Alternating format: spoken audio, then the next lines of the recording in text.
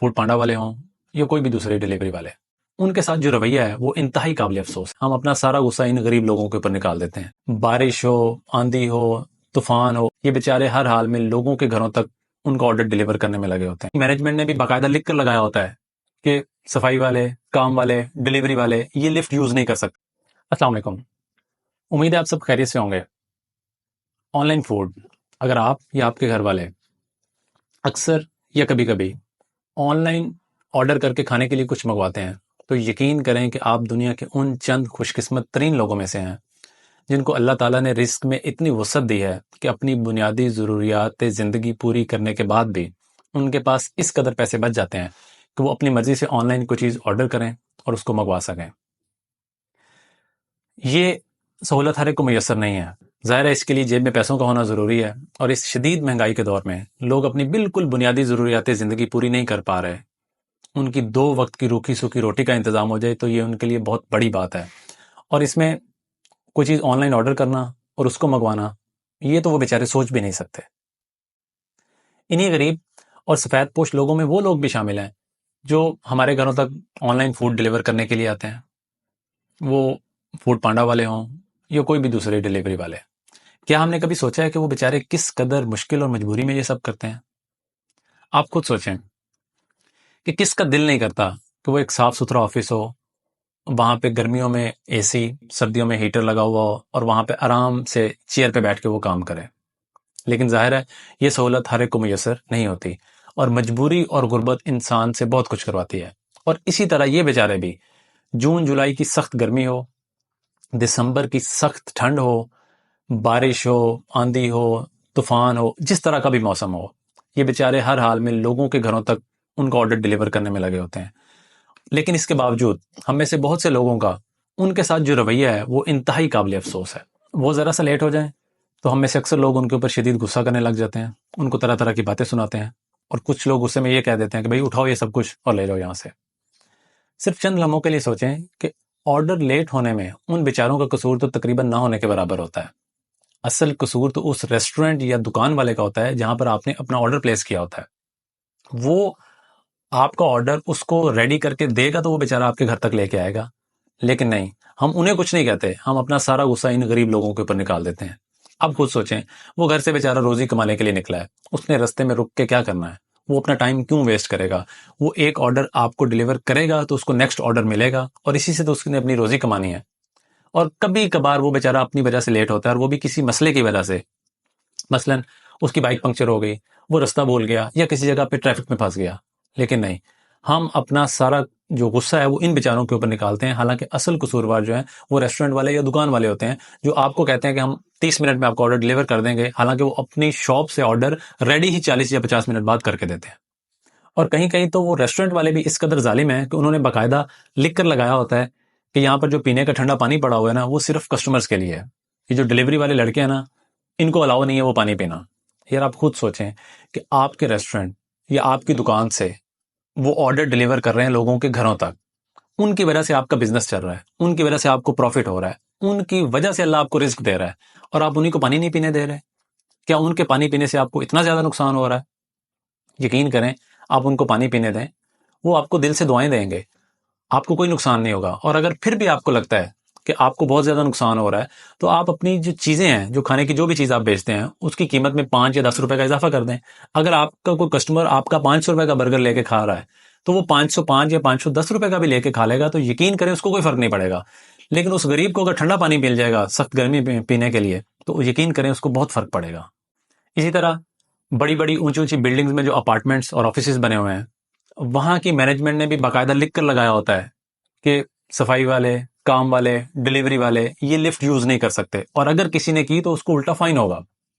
यार खुदा का खौफ करें, वो आपकी बिल्डिंग में बने हुए अपार्टमेंट या ऑफिस में कोई चीज डिलीवर करने के लिए आ रहे हैं, वो अपने किसी जाती काम के लिए तो वहां पे नहीं आए हुए। और अगर आपको लगता है कि उनके लिफ्ट इस्तेमाल करने से आपको बिजली का या जो भी XYZ बहुत नुकसान हो रहा है, तो आप अपने ऑफिस के रेंट, अपार्टमेंट्स के रेंट, या जो भी आप सर्विस चार्जेस लेते हैं उसके अंदर 1000 रुपए या 2000 रुपए का इजाफा कर दें। उससे उन ऑफिस वालों को या अपार्टमेंट वालों को कोई फर्क नहीं पड़ेगा। लेकिन यकीन करें, इन गरीब लोगों को बहुत फर्क पड़ता है। वो पहले इतनी दूर से जो है गर्मी या सर्दी में ऑर्डर लेके आते हैं। अब उन्होंने 10वें या 15वें फ्लोर के ऊपर वो ऑर्डर डिलीवर करने जाना है, और जहां पर उन्होंने 2 मिनट में पहुंचना है वहां पे वो 15 या 20 मिनट में पहुंचेंगे। और आगे से जो साहब उनको मिलेंगे वो अब उनको पता नहीं कौन कौन सी बातें सुनाएंगे कि तुम 15 मिनट या 20 मिनट और लेट हो गए हो। तो यकीन करें, उनको बहुत फर्क पड़ता है, उनका दिल दुखता है, उनका वक्त ज़ाया होता है, उनके दिल से आवाज़ निकलती है कि या अल्लाह, क्या हम तेरे बनाए हुए बंदे नहीं हैं? क्या हम इंसान नहीं हैं? हमारा इस दुनिया की किसी सहूलत के ऊपर कोई हक नहीं है? ये आवाज़ आपके या मेरे कानों तक नहीं पहुंचती, लेकिन यकीन करें ये आवाज़ सीधी अर्श तक पहुंचती है। और जिस दिन उनकी इस आवाज़ का अर्श से जवाब आ गया ना, तो हम सब के लिए बहुत मसला हो जाएगा, और हम में से बड़े बड़े लोग अर्श से वापस फर्श पे गिर जाएंगे। उन बेचारों की बहुत मामूली सी सैलरी होती है, और शायद एक ऑर्डर के पीछे बहुत मामूली सा कमीशन होता है। सोचें, वो रोज अपने घर से पता नहीं कितने ख्वाब लेके निकलते हैं कि शायद आज ज्यादा ऑर्डर मिल जाए, शायद आज ज्यादा कमीशन मिल जाए, शायद आज कहीं से ज्यादा टिप मिल जाए और मैं अपने और अपने घर वालों की कोई जरूरत पूरी कर सकूं। शायद मैं इस बार कर्ज लिए बगैर वक्त पर बिजली का बिल अदा कर सकूं। शायद आज माँ बाप की दवाई के पैसों का इंतजाम हो सके। शायद मैं आज अपनी बीवी या बच्चों की कोई जरूरत पूरी कर सकूं। लेकिन उन्हें रोज मौसम की सख्ती और लोगों के तल्ख रवैयों का सामना करना पड़ता है, और वो बेचारे चंद रुपयों की खातिर लोगों की तरह तरह की बातें सुनते हैं और आगे से कोई गिला नहीं करते, सिर्फ मुस्कुराते हुए माजरत करते हैं और हमेशा यही कहते हैं, साहब जी इंशाल्लाह नेक्स्ट टाइम आपका ऑर्डर लेट नहीं होगा। मुझे याद है, एक दफ़ा हम लाहौर में अपने ऑफिस में थे और हमने पिज़्ज़ा ऑर्डर किया। दोपहर का टाइम था और सख्त गर्मी थी, और वो डिलीवरी वाला बेचारा कुछ 40-50 मिनट लेट हो गया। तो वो जैसे ही ऑफिस में एंटर हुआ तो मेरे एक कोलीग ने कहा, ले जाओ वापस, हमें नहीं चाहिए ये। यकीन करें, वो बहुत घबराया हुआ, परेशान और पसीने से भीगा हुआ था। उसने एक लम्हे के लिए सोचा और उसने एकदम हमारे सामने ऐसे अपने हाथ जोड़ दिया और कहने लगा, साहब मैं बहुत गरीब हूँ, मुझे माफ़ कर दें, मैं लाहौर का रहने वाला नहीं हूँ।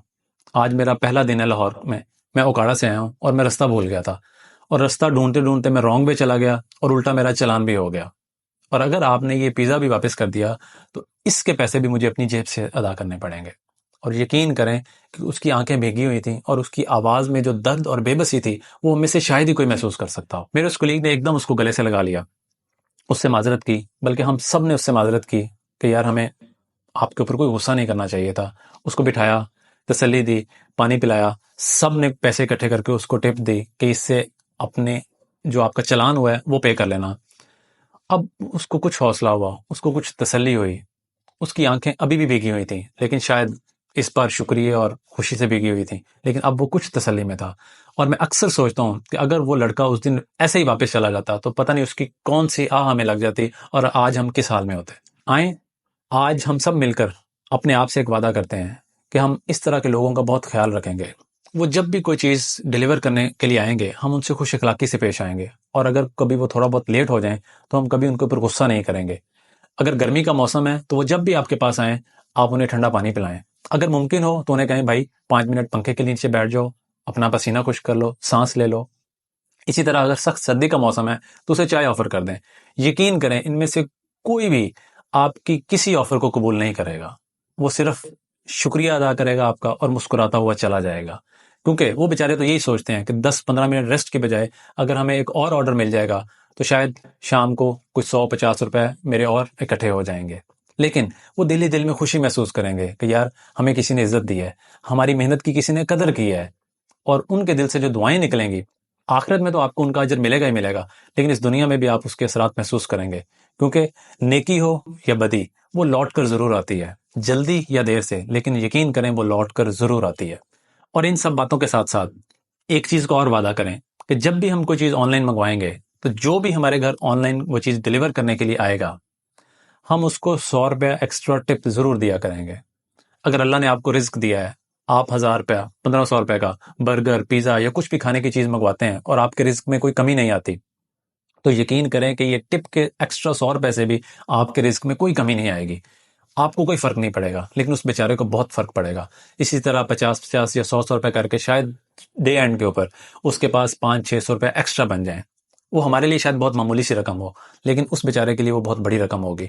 वो उससे अपने और अपने बच्चों की, अपने घर वालों की बहुत सी ज़रूरियात पूरी कर लेगा, और उसके जो दिल से, उसके बच्चों के दिल से आपके लिए दुआएं निकलेंगी, वो हमेशा आपका साथ देंगी। जज़ाकल्लाह।